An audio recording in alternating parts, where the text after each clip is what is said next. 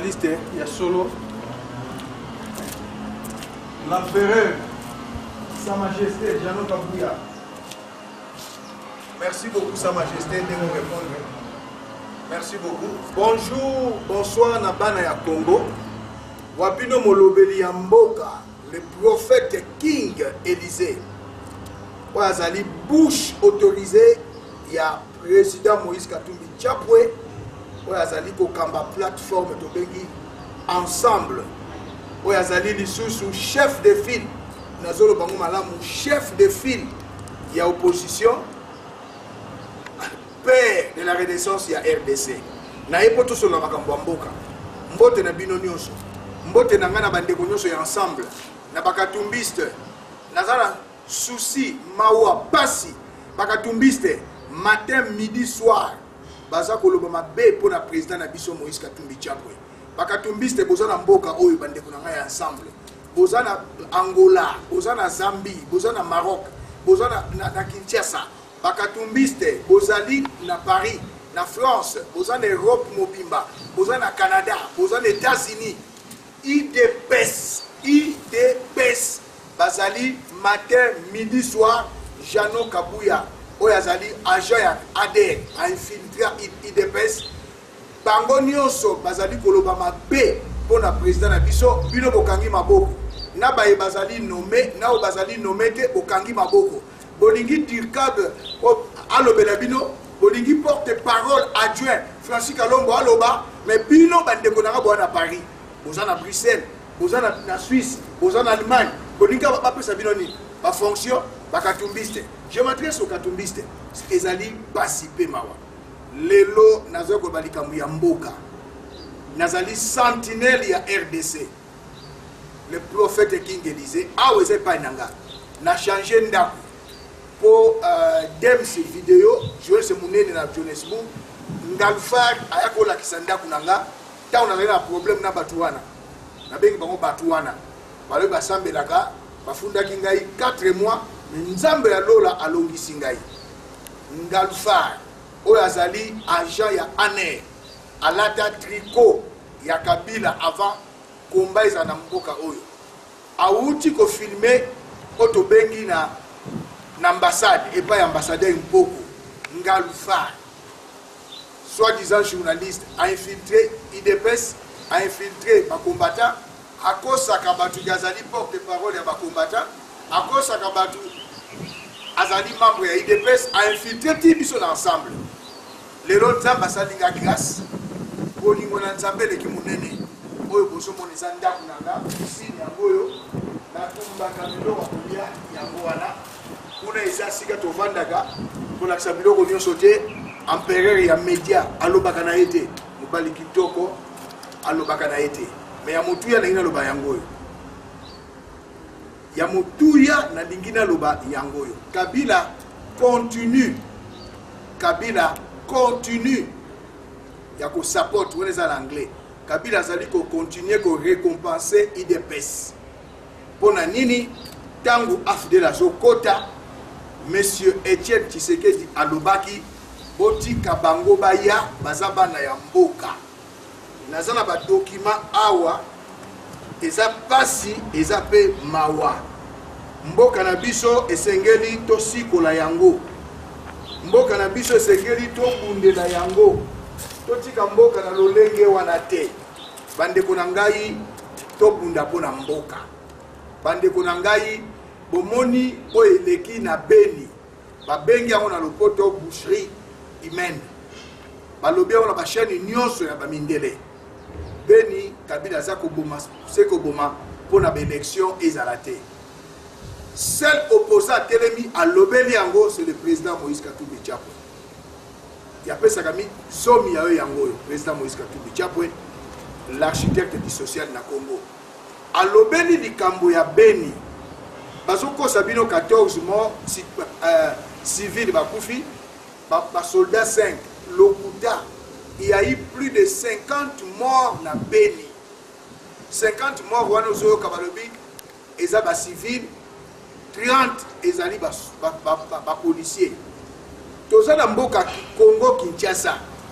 ba milice nyonso bozomona na RDC ba muto apesaka bango mbongo ba bomaka batu eza Hippolyte Kanambe. Debout congolais, sauvons le Congo. Totelema tosiko la mboka. Bozo la kokende élection na machine à voter. Bozo la kokende élection na ba fichier oyo si ba lambi yango. Bana Congo naza sinzili sentinelle ya Congo. Batomi balé batelemi pona ko selon eux bakanisi ba crédibiliser élection. Vital Kamerhe, Félix Tshilombo.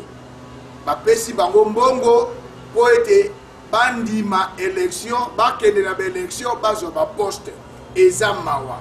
Wana ezali lokolo ya papa na biso monsieur Etienne Tshisekedi.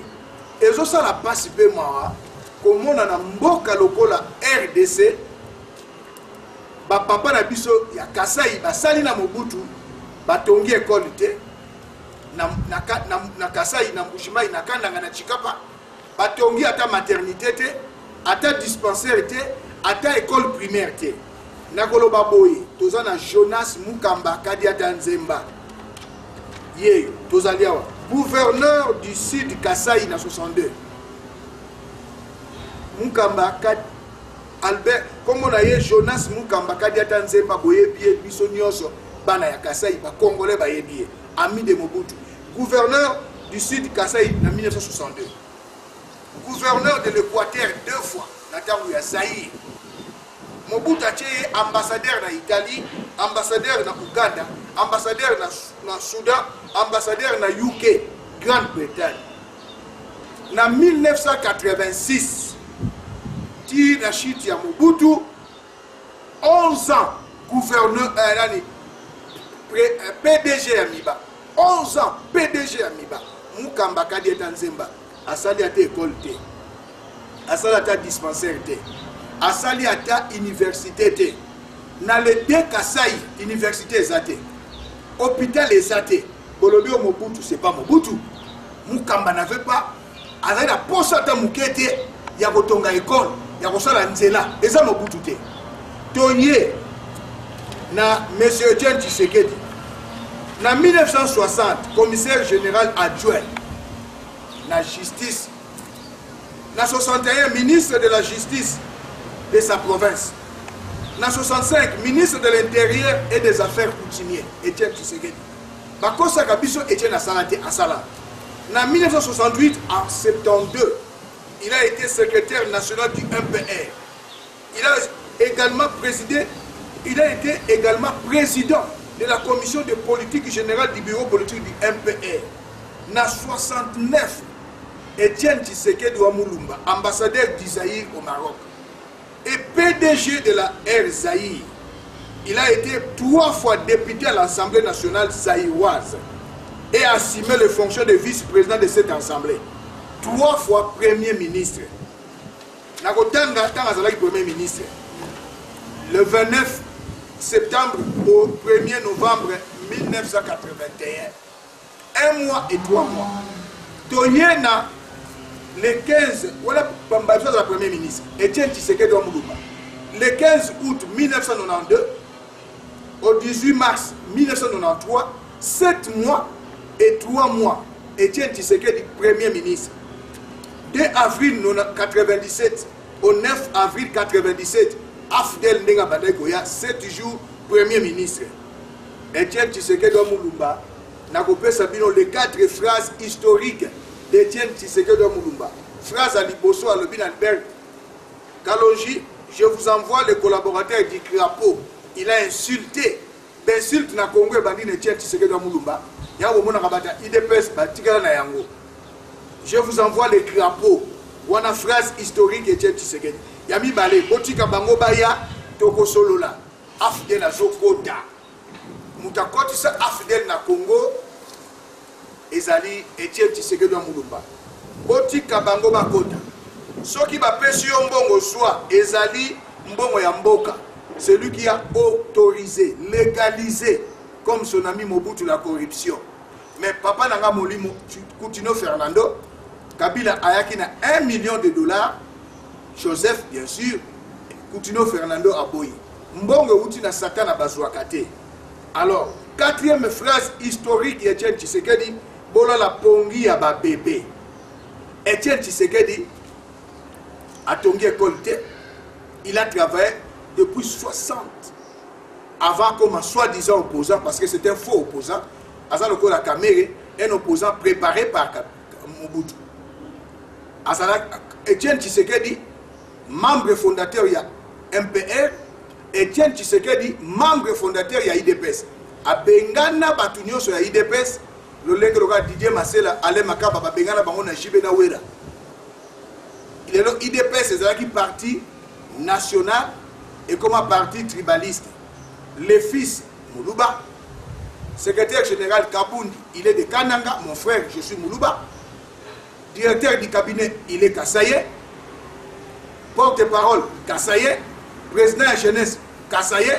Mais tant que l'IDPS Bandakana Bambouakem, ils ont un parti politique national. Tu sais qu'il a récupéré le parti politique et comme il y a hier. Et là, il y a aucun mois, PDG à Erzaïr, en 70, ils ont un tu sais qu'il y a un historique il y a Congo. Quand la vérité, c'est qu'on finga. Ngalufar azofinga, neve ya Mbwakem azofinga, mais nga nazolo ba vérité. Ndaku oyo Etienne Tshisekedi a vandaka, bambule belé na Petignas na limité eza ndaku ya Erzaïr kama zalaki PDG. Alongwe PDG balobi longwa alingité.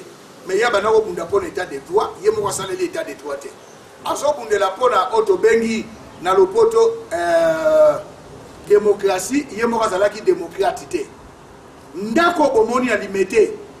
Famille il y a Etienne Tshisekedi batikali, et Zandaku il y a Erzaïr. Le lobiso ba luba toza la difficulté à resolver. Ko foutre la namboka na ville à Kinshasa. Soko tungo foutre la batuna kana ba kolonda, oza muluba et binote boboto na batu bandam. Pona nini? Na tunaki bayer na ngana lemba, alobi mwana Toboya bino bo futela ngaba na kosala na Erzaïr. Moko papa na bino Etienne Tshisekedi wa Mulumba. Mobutu apesi ndako comme PDG ya Erzaïr. Tango balongoli aboyi kolongwa ndako bomona kawana na limité eza ndako ya Erzaïr. Donc akufi na ndako abotola. Alors eza pasi eza pe mawa. Botika kofinga mutasala bulamu. Nakosenga na majesté ya média. Empereur ya média na mboko ya lobaka na été mobali ya pembe mobali kitoko à ne pas confondre avec Jano Kabuya oyazali moto ya aner botala ndenge Kabulu mwana Kabulu na 2001 alakisi bozui ya président nanga. J'ai eu la chance de suivre, par souci d'information, de suivre M. Moïse Katumbi Tshapwe au moment où il s'est trouvé en exil forcé en Zambie, à Kitwe. J'ai dit non, je dois arriver là-bas pour voir qu'est-ce qu'il fait, comment il vit, tout ça, par souci d'information. La curiosité journalistique m'avait amené à Kitwe. Je suis arrivé à Kitwe. En quelle année? En 2001. Ça doit faire plus ou moins 12 ans, maintenant 13 ans. Je suis arrivé, j'ai rencontré le président Moïse Katumbi Tshapwe, que j'avais connu avant, au moment où il dirigeait Maison Katebe Katoto. Parce que son grand frère lui avait ces équipes-là, Raphaël Katebe Katoto. Je suis arrivé là-bas. J'ai passé, je crois, 4 à 5 jours à Kitwe en compagnie de M. Moïse Katumbi Tshapwe et j'ai saisi cette opportunité pour discuter avec lui. J'ai trouvé à Kitwe un homme organisé, un homme très bien assis. En tout cas, il était à l'abri de tout. Vous savez, quand on dit en exil, je me disais, est-ce que je vais le trouver dans un foyer pour réfugiés? Est-ce que je vais le trouver dans un centre où on met les exilés politiques? Non, je l'ai trouvé très bien. Dans une villa très moderne avec ses enfants et nous avions commencé le lendemain à discuter. Il m'a fait d'abord visiter toutes ses affaires, les affaires qui étaient florissantes déjà à l'époque, il y a 12 ans, 13 ans. J'ai visité la minoterie industrielle avec des moulins professionnels qui produisaient autant de sacs de farine par jour de deux qualités. Ensuite, j'ai visité la poissonnerie industrielle qui produisait à peu près 1000 tonnes de poissons régulièrement. Et puis, ces poissons nourrissaient pratiquement toute l'Afrique australe. Et une bonne partie était envoyée en République démocratique du Congo. J'ai eu la chance également de visiter les mines, ces mines, et l'usine d'extraction qu'on appelait l'émeraude. L'émeraude, c'est les diamants verts, pour votre information. J'étais là, j'ai assisté à l'extraction, comment on faisait et les recettes journalières, comment ça se produisait. Et je me souviens, en ce qui concerne les mines avaient réalisé des recettes incommensurables. Et il y avait déjà la première vente à l'époque qui avait réalisé plus ou moins 160 millions de dollars. La deuxième vente, c'était 180, mais il y avait la première vente, la grande vente, qui avait battu le record avec 380 millions à l'époque. Et il avait son jet privé, déjà à l'époque, hein, donc il n'a pas eu l'avion maintenant quand il est dans Mazembe, non, bien avant. D'abord il a dit, priorité, il faut absolument que je réhabilite le stade Mouanké. Il a dit, je le réhabilite, sinon je vais le reconstruire. Et après, il a dit que dans mes objectifs, Mazembe doit devenir l'un des grands clubs en Afrique, sinon les plus grands. Ça fait 15 ans maintenant que j'ai commencé mes activités. Pour le moment, je compte à peu près 1300 ouvriers. 1300 ouvriers Kabulo, mais ce que je paye chez mes ouvriers, ce que je paye chez Mazembe, ce qui me coûte trop cher chez Mazembe pour le moment. Vous savez, c'est très difficile de diriger Mazembe si on n'a pas le moyen. Donc on essaye de se débrouiller, vous aviez vu vous-même. Oui, nous exportons aussi chez nous au pays, nous faisons aussi les filets que nous exportons en Europe, donc ça ne nourrit pas que le continent africain, ça nourrit aussi le continent européen. Nous avons 2 mines d'émeraude Kabulo, et la mine jusque-là, ça va. Le phénomène Katumbi, comme actuellement démontré, ne date donc pas de 2007, encore moins de son bureau de gouverneur. L'histoire est infalsifiable. Le président Moïse Katumbi n'a pas pillé chez Camille. N'a pas pillé les Katanga. Il était déjà multimillionnaire, 300 millions de dollars en 2001. Mukamba a salé le Mokote na Kasai, Etienne Tshisekedi na Kabeya Kamwanga a tongate, mais au bout de Tonganda kuna Guado na Kawele. Mais autant la binomoko, il y a bona clôturé dans un minga kolobate. Au moins Moïse Katumbi Tchape 8 ans et 8 mois a tongeli ba père jésuite. École secondaire, Tolongwe wana a tongi université, mon côté, na Kolosi, na Likasi, a réhabilité hôpital Sendwe, a sali misala minene. Tolanda, biloko ya président Moïse Katumbi Tchape. Petit détour en province pour parler éducation. Une nouvelle école technique et professionnelle a été inaugurée ce samedi à Lubumbashi. Le collège Mwapu Soukeni, construit sur fonds propres du gouverneur Moïse Katumbi Tchape et de son épouse, est un véritable bijou. Il a été remis au Père Jésuite pour l'encadrement de la jeunesse démunie et des populations marginalisées. C'est en avril 2011 qu'a commencé une initiative du couple Karine et Moïse Katumbi qui va changer la vie de plusieurs générations. Le chantier d'une école technique située dans la périphérie de Lubumbashi pour les populations marginalisées et surtout les enfants issus des familles pauvres. 2 années plus tard, le collège technique Mwapu Soukeni pousse du sol. Une école que le couple Katumbi fait don au père jésuite sans en tirer un quelconque profit en dépit du gros investissement. Une somptueuse école disposant d'une capacité d'accueil de 700 élèves étendue sur 1000 mètres carrés. L'école formera électriciens, informaticiens, plombiers, ajusteurs, constructeurs métalliques, électroniciens industriels et mécaniciens. Hormis les 24 salles de classe modernes, un terrain de basket et volley-ball, une cantine pour les élèves, un cafétéria, 3 salles informatiques bien équipées, un parking pour les enseignants et visiteurs, une piscine couverte de 60 mètres carrés et une salle polyvalente construite à l'américaine apte à accueillir toutes sortes de manifestations. Salle des professeurs et des bureaux administratifs. Ce qui ramène à 28 le nombre de la population. Infrastructure réalisée par la main-d'œuvre congolaise. Pour la cérémonie d'inauguration, le couple Katumbi a naturellement effectué des déplacements. Dans la salle polyvalente, le vicaire général bénit l'ouvrage et le père recteur du collège Mwapu Soukeni donne l'ego d'allocution rempli de sentiments de gratitude. Je tiens à exprimer nos sentiments de gratitude au généreux couple initiateur et donateur de ce beau cadeau. Par après, Mme Karine Katumbi recevra les clés demain de l'entrepreneur Safricas et avance les motivations de cet investissement de haute portée philanthropique. Nous avons besoin de plusieurs écoles techniques Vous formez des techniciens qui pourront répondre aux besoins du marché du travail et particulièrement aux besoins des entreprises. Telles sont les raisons qui nous ont poussés, mon mari et moi, à construire cette école pour en faire don aux jésuites, dont la qualité de l'enseignement et la rigueur ne sont plus à démontrer. Le père provincial des Jésuites reçoit la clé du collège et dit son mot de reconnaissance. Ce don à titre gracieux montre l'estime que la famille Katumbi porte à la Compagnie de Jésus, une école des petits, de ceux qui ont été marginalisés. Que Dieu bénisse la famille Katumbi, que Dieu bénisse le collège technique Mwapu Soukeni. Le comité de parents parlera avec beaucoup d'émotion et les élèves à leur tour émettront un cadeau symbolique au couple Katumbi. Remise des documents de l'école, dévoilement de la plaque commémorative, coupure du ruban symbolique et c'est la visite détaillée des lieux. Le consul de la Belgique est flatté.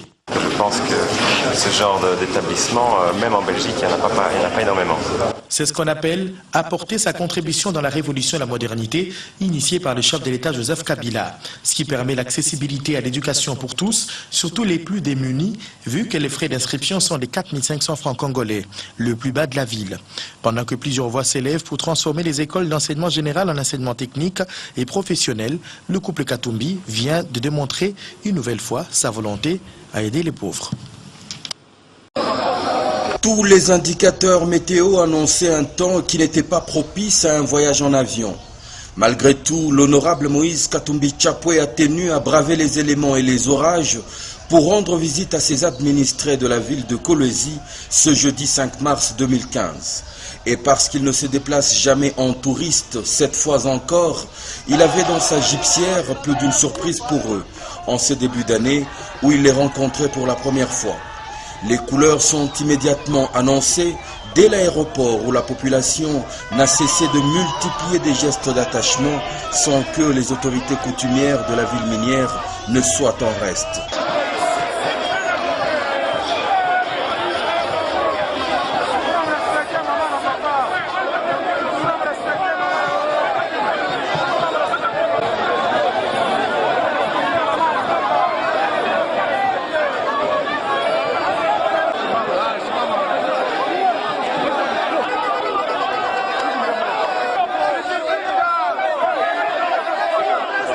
Sans transition, il se dirige vers le nouveau site qui abritera désormais l'université de Kolwezi au village Moussompo dont il vient d'achever la première phase de construction, léguant ainsi à la jeunesse de cette partie du pays un précieux outil de formation.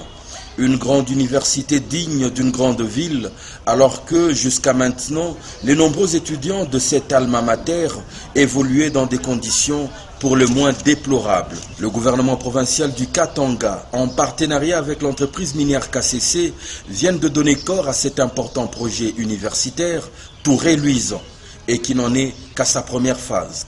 Tout cet exploit réalisé par des entrepreneurs locaux, encouragés et soutenus par l'honorable gouverneur. C'était donc un grand jour pour l'université de Kolwezi et pour Moussompo tout entier, dont le chef de terre a personnellement tenu à bénir, selon un rite ancestral, le Mpemba, le gouverneur.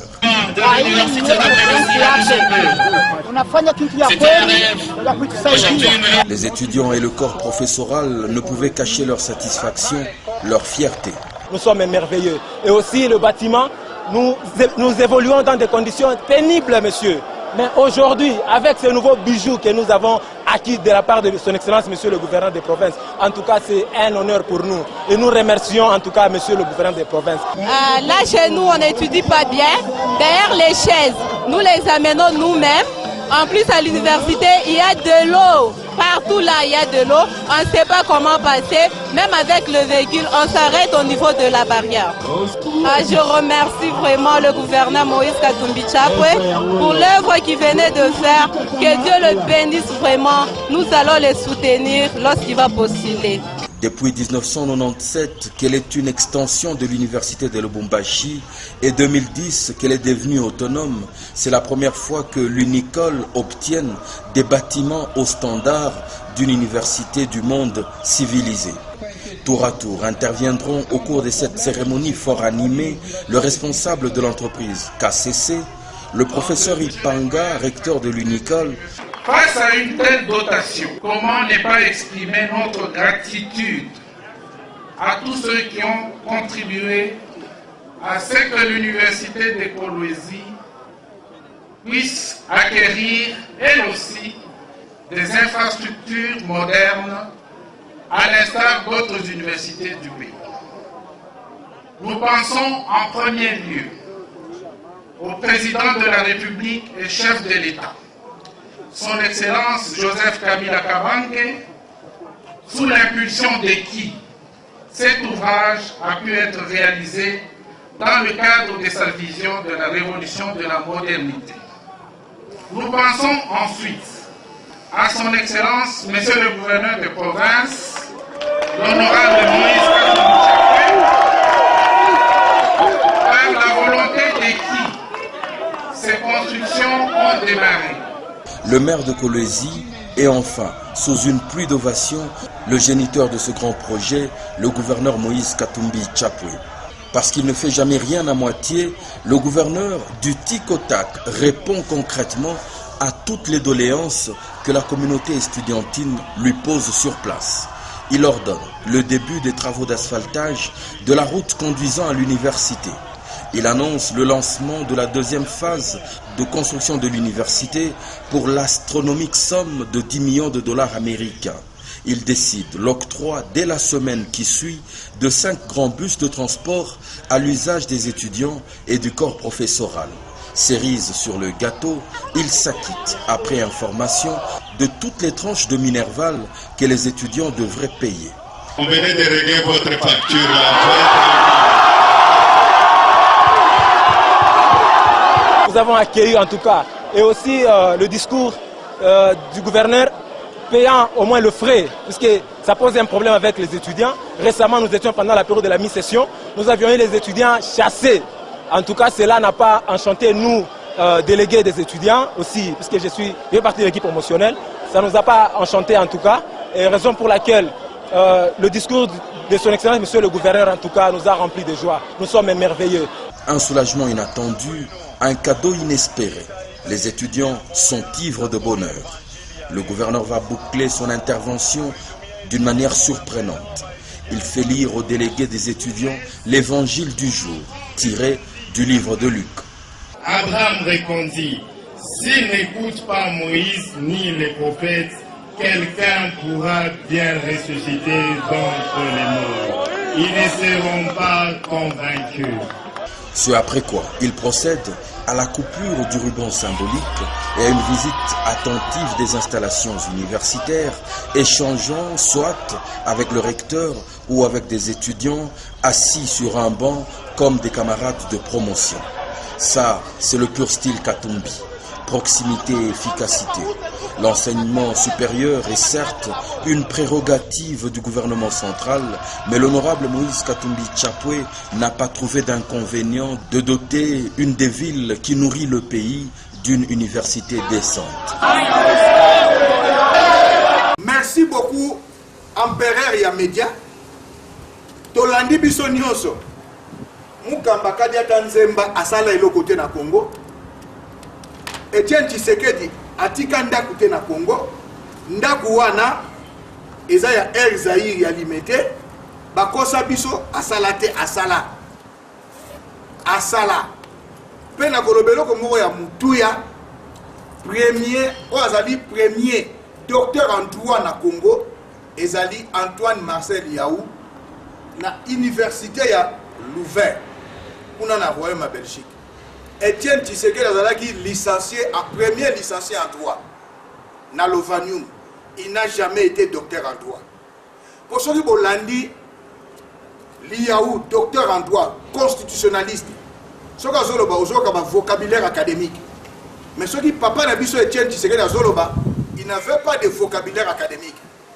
Azoloba justement, Osomona que vocabulaire académique ezalaki te.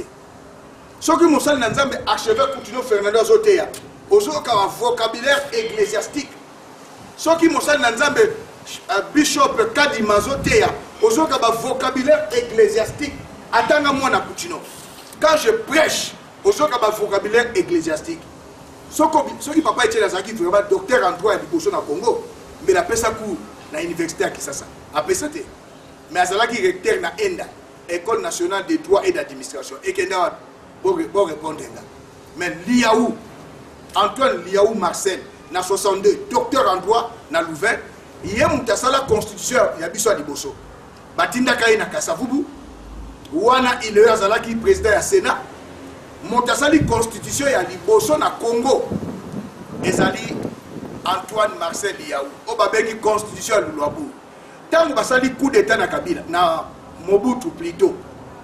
Constitution mi balé, batailleur aussi mesure, Mobutu a imposé l'issue Marcel Liaou, docteur premier docteur en droit constitutionnaliste, à sa deuxième Obabengi constitution. Wana sikoyo Etienne Tshisekedi wa Mulumba, à sa la qui charte, il y a un PR, Obabengi manifeste ya télé. Histoire ya Congo. Na zawa na pona yebisabino histoire ya Congo.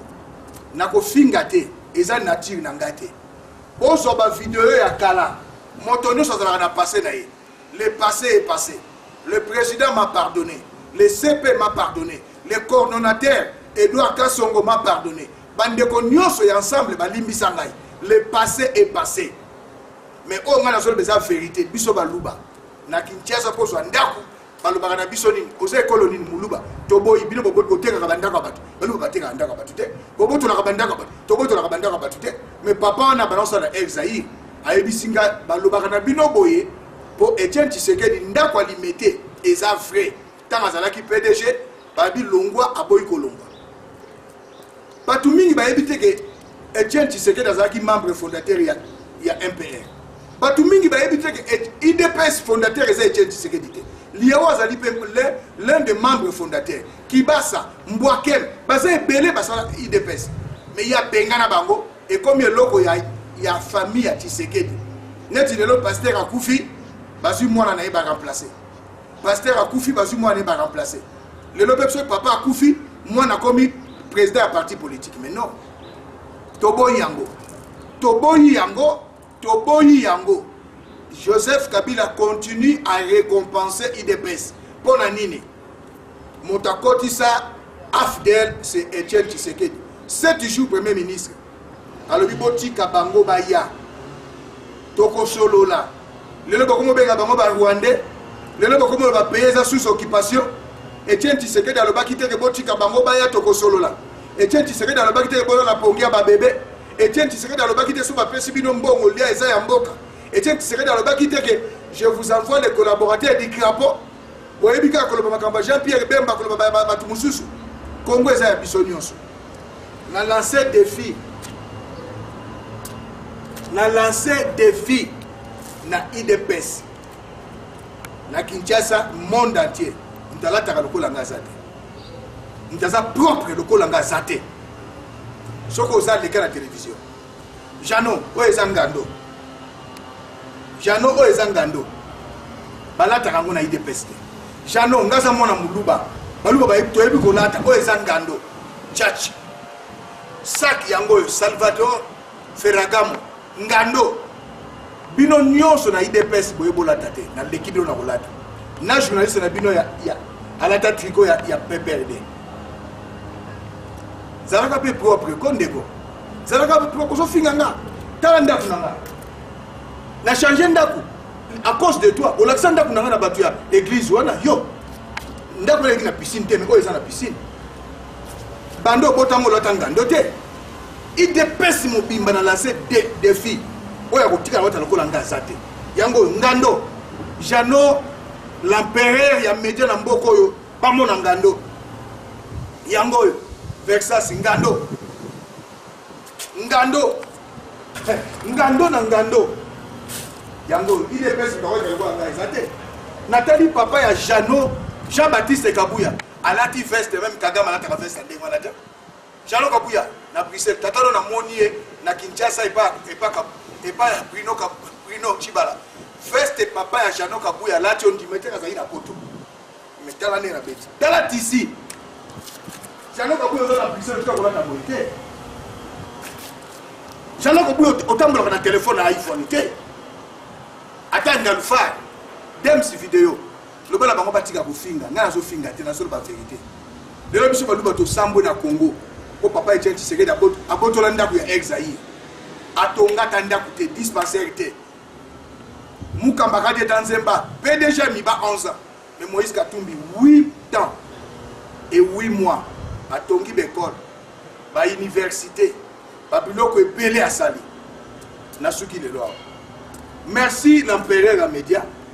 Mbote nanga na président Moïse Katumbi Chapwe. Mbote nanga na conseiller spécial et politique Salomon Idi Kalonda. Na Dirkab Olivier Kamitatu. Na Tourage Mobimba. Na Batoun Bandegolo soy ensemble. Botelema. IDPS a Tcheli Baya. Bino Meko Tcheli Baya. Na pesi sous mbote nanga na ba journaliste ya mboka oyo. Na Cape Town. Pa petit nangai journaliste ya solo aboya kofinga. Alongo ne panga lufa. Alongo e panga lufa pona kofinga kena même na Cape Town. Boye bien. Humble serviteur Pasi de Londres.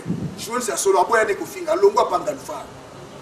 Elle now la patronne à média na mboko. Alongo ne panga lufa. Niclette miroir ya média. Alongo ne panga lufa. Ba baba journaliste ya propre. Loko azana sima kamera mobali kitoko propre. Loko langa moko mwana muluba. Papiti Swaka na Bruxelles mwana muluba propre. Juste bébéka mwana muluba propre. Kile Mayindu le mannequin de Paris mwana mukongo na kosali yote. Yango yote propre. Opposant politique mon côté ya IDPS rata kolanga. Yesu na ekulus balobi Yesu na Barnabas bolingi nani? Bat balobi Yesu baboyi Yesu balingi Barnabas. Lelo Yesu alinga kota na Kongo siko na bino boboyi boponi Barnabas. Ko banana Barnabas na bino nyonso. Data ko angazate. Tolo ba pete. Ta ko angazate. Ndasali ba formation ya promotion sociale bo les titres académiques ide. Pas que tu na sommet à Congo. Ce qui mboke kufi et ça le quoi Kabila tangate parce que donc tangate ba tient na sommet Congo na lata ka koleka ba tutu ya IDPS tous aux États-Unis aux en France aux en Belgique na lata koleka bino ngando yango boyebi prix na Jano bendango nakei ngando yango nakei mélange na ndaku na la ngalufa on a na balcon.